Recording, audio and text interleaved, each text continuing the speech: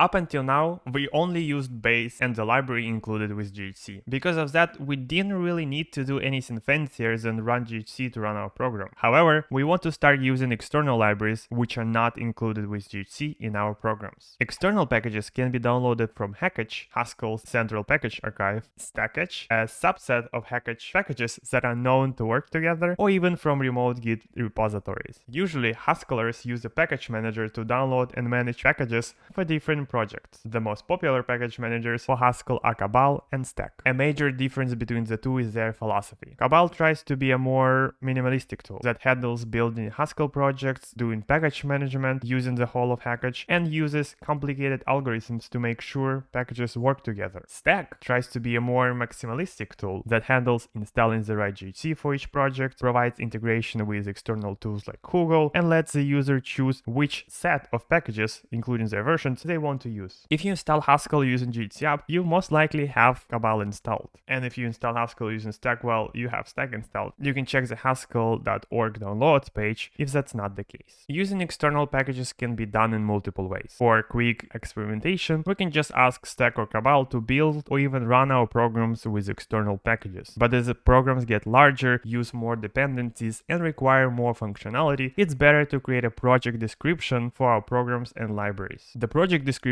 is done in a Cabal file. We can ask Cabal or Stack to generate one for us using Cabal init or Stack new, along with many other files. But we'll likely need to edit the file by hand later. For now, let's just paste an initial example into the HS block Cabal and edit it line by line. Let's break it down and review it in a few parts: the package metadata, common settings, library, and executable.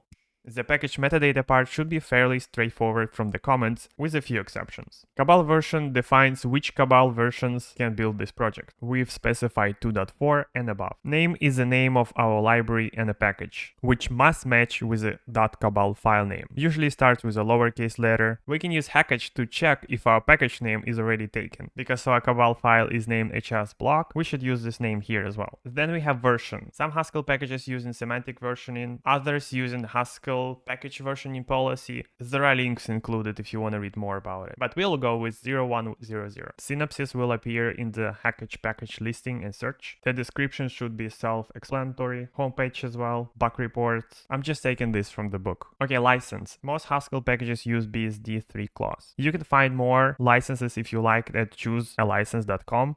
For the author and maintainer, I'm going to keep the author of the book. And for the category, we can use learning and web. And we can include extra doc files in the last section, which could be README or changelog. Cabal package descriptions can include multiple targets, libraries, executables, and test suites. Since Cabal 2.2, we can use common stanzas to group settings to be shared between different targets, so we don't have to repeat them for each target. In our case, we've created a new common stanza or a block called common settings and defined the default language. Haskell has two standards, 98 and 2010, and instructed GHC to compile with all warnings flag. Later, in our target descriptions, we can add import common settings, and all of these settings will be automatically added. In a library target, we define the settings with which to build the library. In this case, we just import common settings. The settings with which to build the library. In this case, we just import common settings. The directory in which the source files can be found. The packages we require to build the library. The modules exposed from the library and can be used by others, and the modules not exposed from the library and which cannot be used by others. This could be any module you don't wish to export, such as internal utility functions module. In our case, we don't have anything like this, so we commented out the whole label. Note that it's common to specify version bounds for packages. Version bounds specify which package versions this library works with. This can also be generated using Cabal with Cabal genbounds command, but we're not gonna do it. Also note that we added an additional hierarchy for our modules and defined a different source directory. This means we'll need to move the files around a bit and change the module name in each file and the import statements. This is to avoid conflicts with other packages that the users might import. Let's move the files around. We've done the reorganization of the file, but at the same time we updated the module to reflect the file names. For example, what used to be our independent main file became HS block module. Instead of just importing HTML, we have to import HS block HTML, instead of markup HS block markup, and instead of convert HS block convert, and so on. We've separated our code split into two sections, a library and an executable. Why? First, libraries can be used by others. If we publish our code and somebody wants to use it and build on top of it, they can. Executables cannot be imported by other projects. Second, we can write unit tests for libraries. It's usually beneficial to write most, if not all, of our logic as a library and provide a thing executable over it. Executable descriptions are very similar to libraries. Here we define the name of the executable, where the source directory for this application is, which file is the main file. Then we import our library, which is named hsblock, and pass additional flags for GHC, for example -o to compile with optimizations. We can write many executable descriptions. In this case, we only have one. Let's add a new file, app_main, which imports hsblock and runs main. We can also define test suite with targets for running package tests. We'll get back to it in a later chapter. The Cabal project and stack.yaml files are used by Cabal and Stack respectively to add additional information on how to build the package. While Cabal project is not necessary to use Cabal, stack.yaml is necessary in order to use Stack. So we'll cover it briefly. There are two important fields a stack.yaml file must have. Resolver, which describe which snapshots to use for package, and GC version. We will choose LTC 1822 because it was the latest at the time of the writing of the book. We can go to package to find out which packages the snapshot includes, what their versions are, and which GC version is used with this snapshot. Another field is packages, which describes the location of packages we plan to build. In our case, we have only one, and it can be found in the current directory. Let's add the stack.yaml to our project directory. For additional options and configurations, please consult the relevant user guides. Now, instead of manually running run.ghc main HS, we will use either Stack or Cabal to build and run our program and package. We're gonna review both, but then it's up to you to choose whichever you like more or hate the least. Let's start with Cabal, building the project. On the first run, Cabal will download the package dependencies and use the GHC on the path to build the project. Cabal caches packages between projects, so if a new project uses the same packages with the same versions and the same flag settings, they will not need to be reinstalled. In older versions of Cabal, packages could be installed either globally or in sandboxes. In each sandbox and globally, there could be only one version of a package installed, and users would usually create different sandboxes for different projects without caching packages between projects. With the new build system implementation, multiple versions of the same package can be installed globally, and for each project, Cabal will try to at least choose a specific versions for each package dependency, such as they all work together without needing sandboxing. This change helps us increase sharing of build packages while avoiding conflicts and manually handling of sandboxes.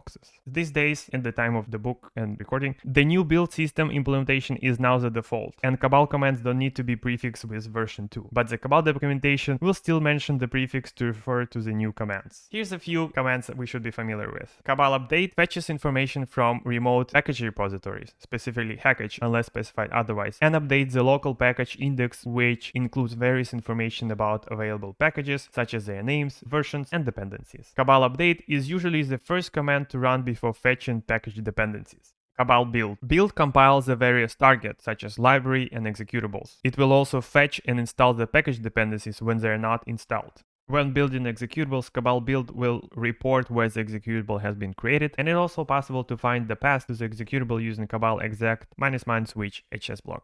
Cabal run can be used to compile and then run a target, in our case our executable, which we named hsblock_gen. And note that we separate arguments passed to the Cabal and arguments passed to our target program with --.